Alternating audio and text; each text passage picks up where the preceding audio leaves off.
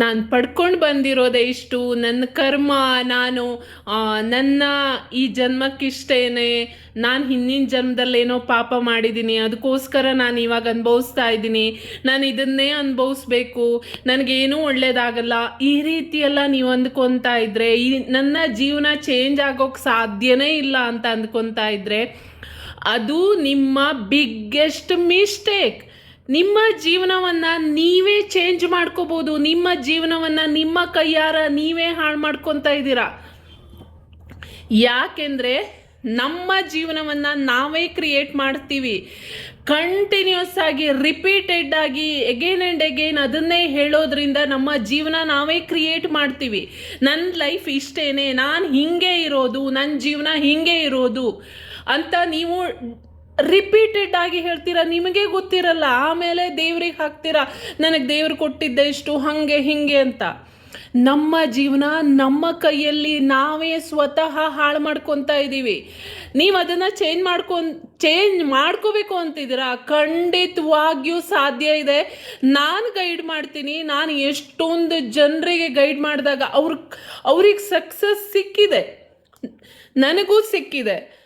ನಾನು ಎಷ್ಟೊಂದು manifest conscious ಆಗಿ ಮಾಡಿದ್ದೀನಿ.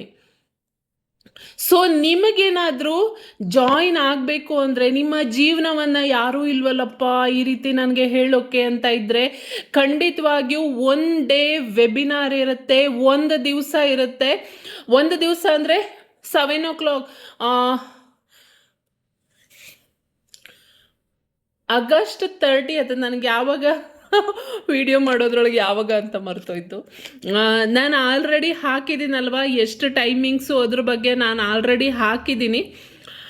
ಸೊ ನೀವು ಖಂಡಿತವಾಗಿಯೂ ಜಾಯಿನ್ ಆಗಿ, ಆಲ್ರೆಡಿ ಹೇಗಿರುತ್ತೆ ವೆಬಿನಾರು ಅಂತ ಜಾಯಿನ್ ಆದವ್ರಿಗೆ ಗೊತ್ತಿರುತ್ತೆ, ತುಂಬ ಚೆನ್ನಾಗಿರುತ್ತೆ. ನೀವೇ ನಿಮ್ಮ ಲೈಫನ್ನು ಚೇಂಜ್ ಆಗೋದಕ್ಕೆ ನೋಡ್ತೀರಾ, ಯಾವ ರೀತಿ ಚೇಂಜ್ ಮಾಡ್ಕೋಬೇಕು, ಯಾವ ರೀತಿ ನಾವು ಅಫರ್ಮೇಷನ್ ಹೇಳಬೇಕು, ಯಾವ ರೀತಿ ಇದು ವರ್ಕ್ ಆಗುತ್ತೆ, ಇದೆಲ್ಲ ಸತ್ಯನಾ, ಆ ರೀತಿಯೆಲ್ಲ ನಿಮ್ಮ ಕ್ವಶನ್ಗಳಿದ್ರೆ ಖಂಡಿತವಾಗಿಯೂ ಇದಕ್ಕೆ ಜಾಯ್ನ್ ಆಗಿ.